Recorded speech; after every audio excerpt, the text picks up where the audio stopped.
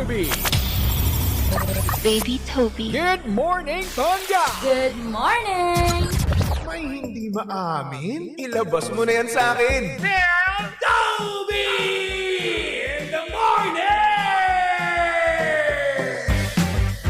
Hoy! Nakakaloka! Toby in the morning! Tell Toby in the morning.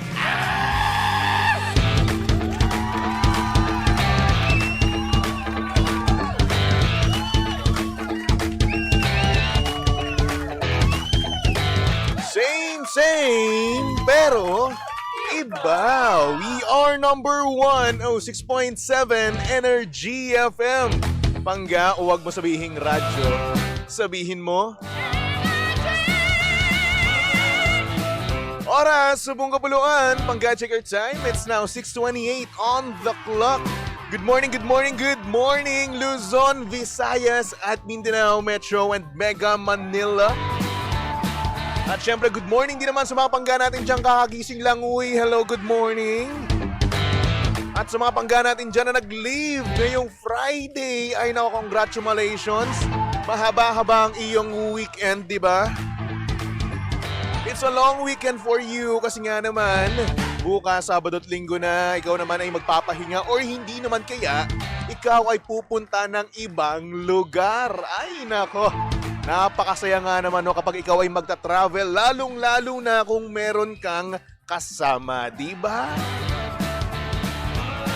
Pero kung ikaw naman ay magpapahinga lang naman sa inyong bahay, di ba? At lalong-lalo na mahilig kang maglaro, no? Tapos nasaktuhan pa, board na board ka, no? Ito na lang, maglaro ka na lang nito, di ba? Kasi nga naman, sino ang may ayaw ng fun and exciting na laro, lalong-lalo na kung boring ang oras mo? Kaya naman kung mahilig ka sa Tong Its at iba pa, tara na sa Game Zone. Fun believable sa Game Zone dahil you play a real game of Tong Its with real players for free. At may chance ka pang makisplit ng over 34 million pesos at may chance ka pa to claim up to 14,640 pesos daily. Ang makukuhang cash credits ay pwede rin gamitin sa panglaro sa kahit na anong game at kaya rin itong i-cash out. Ang Game Zone ay may dalawang event araw-araw. So, G ka na ba? Visit gzone.ph and social media account on Facebook, Instagram, and TikTok at tara Game Zone. Gina sa Tong Its, tara Game Zone. At mga pangga, abangan ng kanilang GTCC Summer Showdown from April 25 to June 28, 2025. Dahil nga naman meron silang cash pool up to 10 million pesos na paglalabanan. Kaya naman, visit gamezone.ph now to learn more. Mga pangga, tandaan lamang ito ha. Ang gaming ay dapat fun lang. Kaya naman visit pagcore.ph/regulatory or email keepitfun@pagcore.ph. Promo runs from January 1 to December 31, 2025. EGLD reference number MKTG 2024-2564. Gaming is for 21 years old and above only. Game responsibly. Keep it fun. Diba? Kaya naman hello sa mga pangga natin dyang naglalaro. Paldo-paldo na ba? Good morning sa mga pangga natin dyang kakatutok. At syempre kasama nyo pa rin at kilandian ng hot baby boy ng radyo. Of course, walang iba kung hindi si Baby Toby. At syempre pangga, si Baby Toby ay live na ngayon no, sa Energy FM Facebook page. Kaya naman kung gusto nyo makita ang itsura ni Baby Toby ngayong Friday morning, no? Ayan, pumunta na kayo sa Energy FM Facebook page at mag-share na rin naman kayo. Dahil lang hindi mag-share ay tutubuan ng kulugo sa esophagus. Ayan nyo ba yun? Kaya naman kung ako sa inyo, no? Share na, di ba? Anyway, good morning kay Mami Yoli Ruiz, kay Mike Montero, good morning naman sa'yo. Kay Elina, sabi niya, good morning po, Baby Toby. Happy Friday po. Ay. Kay Roy Pichay, good morning. And I think no, naka-live na rin tayo ngayon sa TikTok page ng Energy FM. Kung gusto niyo rin ako makita doon, pwede rin naman, di ba? With my Spider-Man t-shirt, no? Oo. Punta lang kayo, Energy FM 106.7, okay? Alright, ayan. Sabi ito ni Jungkook. Shoutout sa Bini. Hello po sa Bini. Sa Bini na meron daw ngayong issue. Nako, patay tayo dyan. And hello sa mga pangga natin dyan. Good morning po sa inyong lahat. Kamusta naman ang buhay-buhay nyo? At hello din naman sa mga pangga nating mommies, no? Oo, kasi nga naman nalalapit na ngayon ang Mother's Day. Diba? Kaya naman, go ahead, no? Libre nyo na, i-treat nyo na ang inyong mga magulang, ang inyong mga nanay, no? Kasi nga naman, deserve nila yan kahit palagi nila tayong sinesermonan. Kaya naman sa lahat ng mga mommies dyan, saludo po kami sa inyong lahat, no? Sa inyong pagtsatsaga. Ayan, happy Mother's Day po sa inyong lahat. Lahat po kayo, you are the best, no? Tulad na nga lang nito ni Supermom. Ayan, sa amin, shoutout po. Hello, Supermom. Happy Mother's Day. Kay JR Balao, sabi niya, Baby Toby, pakibati ang wife ko. Name niya, Ria. Ayan, hello kay Ria. Happy Mother's Day. At sa nanay ko, Happy Mother's Day, nanay. Love you, I miss you. You're the best. At hello din naman sa mga pangga natin dyan, no? Na dapat nanay na. Pero unfortunately, nagkaroon ng something na negative, no? Pero at the same time, Happy Mother's Day din po sa inyong lahat, di ba? O siya, mga pangga, meron tayo ngayong sender, kaya naman, huwag na nating patagalin pa. Ipasok na natin yan dito sa TT in the morning. Oh yeah, TT in the morning. Ang aga-aga ha. Tell Toby in the morning.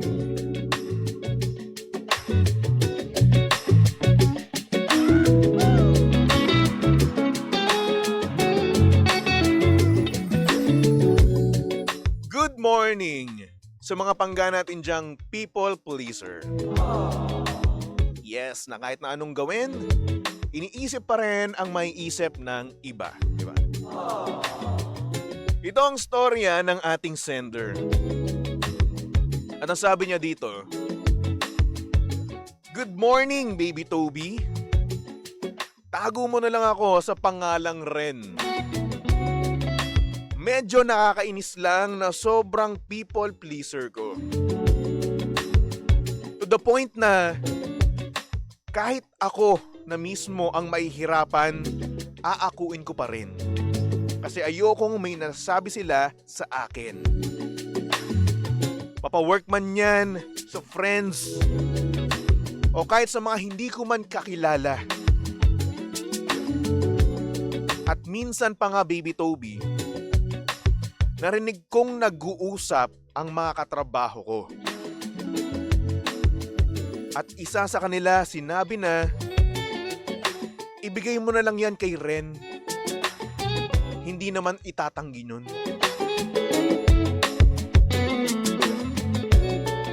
Nakakalungkot lang na tinitake advantage nila yung kabaitan ko. Pero ganun pa man, tinanggap ko pa rin kahit masakit.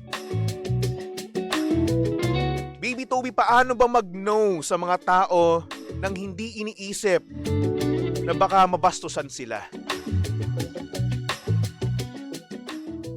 Kasi kahit hindi na okay sa akin, kinukuha ko pa rin.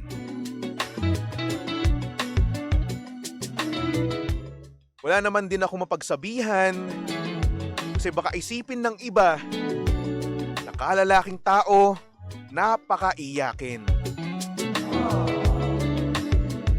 Ayoko na ng ganito. Medyo nakakainis na, Baby Toby. Pero anyway, maraming salamat at ang sarap sa feeling na medyo nailabas ko yung dinadamdam ko.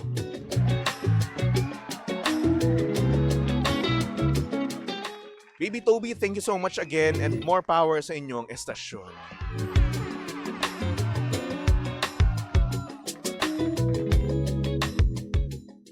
Ay, nako. Outsu. Grabe, no? Tayong mga soft-hearted, di ba? Mga mababait, no? O, in-include ko na sarili ko. Hirap na hirap tayo, no? Hirap na hirap tayong mag-no sa mga tao, di ba? Kasi iniisip natin, no? Baka mabastusan sila. Oo, sige, akin na lang. Pero alam nyo, dapat nagno-no din tayo eh, no? Kasi una sa lahat, if it's work-related, no? Meron pa namang iba dyan. At meron pa rin naman na talagang dapat gumagawa niyan. Di ba? Pero hindi, ikaw hindi eh. Iniisip mo na baka kapag ginawa mo to, eh maging okay ang kanilang trato sa'yo, di ba? Pero at the same time, no, narinig mo nga na pinag-uusapan ka nila behind your back. And bilang isang people pleaser, no, ang sakit nun. Ang sakit na malaman na pinag-uusapan ka behind your back, di ba? Pero ikaw, wala. Ninulok mo na lang yung pride mo, di ba? Tapos ayun, kinuha mo pa rin. Yan tayo eh. Alam nyo mga pangga, hindi masamang mag-no, no? Oo. Hindi masama yun. Lalong-lalo pagod na pagod ka. Kayo ba, pangga? Hirap din ba kayong mag-no? At kung nalampasan nyo na ito, no? Ano yung ginawa nyong way? Diba? I-comment nyo nga yan sa ating Facebook Live, sa TikTok Live, no? Para nang sa ganun, eh, meron tayong masabi, no? Na opinion para sa ating sender, di ba? Well, paano ba mag-no? Actually, madali lang. Oo, madali lang.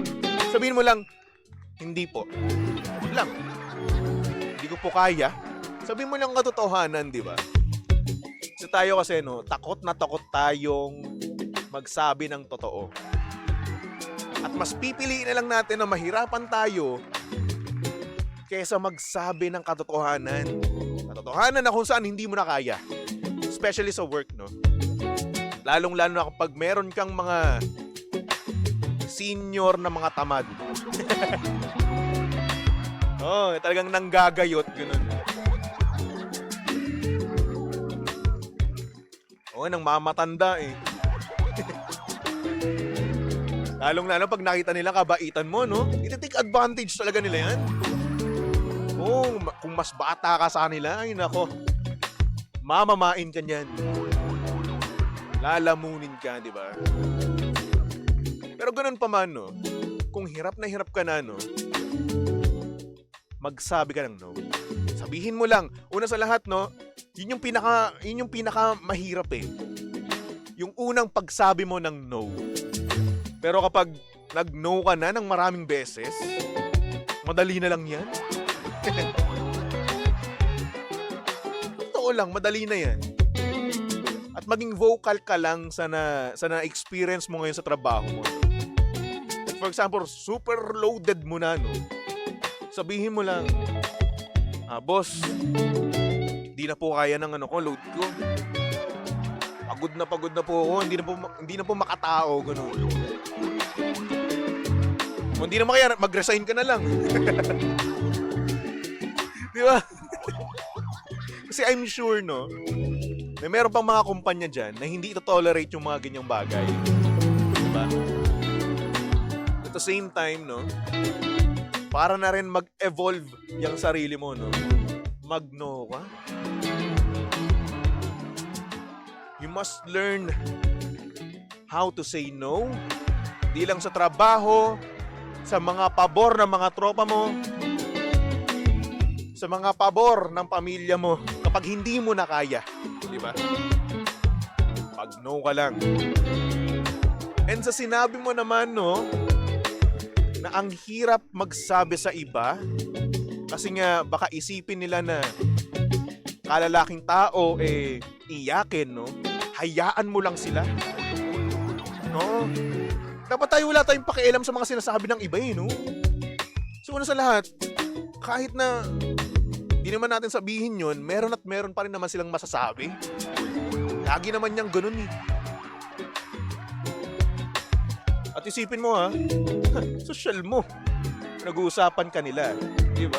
Ibig sabihin, may ginagawa ka, uma-action ka. Yun lang naman yun. Di ba? Tsaka ito pa isa, no? Huwag kang matakot na mag-cut ng mga tao. Oo, katrabaho, kaibigan, no? Hayaan mo lang. Kung hindi naman sila worthy ng ng kabaitan mo, no? Hayaan mo na. Kung hindi sila worthy ng efforts mo, no? At kung hindi sila, alam mo na, thankful, no? Cut out mo na sila sa buhay mo. Hindi mo naman sila kailangan eh. Di ba? Mabubuhay ka pa rin naman. Kikita ka pa rin naman, no? Kahit wala sila. Di ba? Kaya naman para sa ating sender na si Ren, no? Unang beses, unang hakbang mo dapat, no? Ay mag-no ka sa susunod na meron silang ipapakiusap sa'yo. I know it's hard, but you need to say no. No lang, N-O. No po, kung gusto mong maging magalang pa rin. Pwede rin naman yun eh, mag-no ka bilang magalang na tao, di ba? Sabihin mo lang, pasensya na po, pero no po, kasi po, dami ko na pong trabaho ngayon, at trabaho nyo rin naman po yan. Ganon. O di naman kaya, kung gusto mong loko-loko version, no? Murahin mo. Sabihin mo, put, trabaho mo yan eh. Diba? Ganon. Kahit akuin mo yan, kahit mag-no ka, meron pa rin silang masasabi sa'yo. Negative. Yun na lang isipin mo. Screw them! Hayaan mo sila. Gamitin nila sabihin nila yung mga pinagsasabi nila sa'yo na negative. Basta ikaw, nagtatrabaho ka, kumikita ka. Pera is life. Bonus lang mga kaibigan sa trabaho, di ba? Kung meron man. No? Ay, nako. Anyway, para sa ating sender na si Ren, no? Okay lang yan. Okay lang din naman na hindi ka maging okay sa mga bagay-bagay. At okay din naman mag-say no. At okay na mag-cut out sa mga kaibigan mo. Cut off. Cut out. Basta yun, mag-cut. Ay na, good morning. Kay Toto, hello. Sabi niya, pa-shoutout po kami dito sa Esta Fine Color Taguig. Salamat po. You're welcome. Kay Archie G. Lucas. Sabi niya, boss. Bossing! Kay Glenn Ski, kay Abra G, hello. At kay BP, maraming salamat sa iyong pa-bubble gum at pa-roses. Thank you so much. At para naman sa mga pangga natin dyan na nakaka-relate no, sa ating sender na si Ren, mag-no na rin kayo. This is your sign, no? Kung mamaya merong ibibigay sa inyong trabaho, no? Ipapasa sa inyo na trabaho, no? Mag-no lang kayo. Okay? N-O. Kung gusto nyong mabaitan, no? Pasensya na po. But it's a no. Gusto mo naman pang loko-loko, murahin mo. Ganun lang yun. Madali lang. Ay nako. Anyway, mga pangga, magbalik tugtugan muna tayo, no? For our next song. Here's a song from Angela Ken na nagsasabing, It's okay not to be okay. Kahit na lalaki ka man or babae, no? Okay lang naman yan. Maliwanag.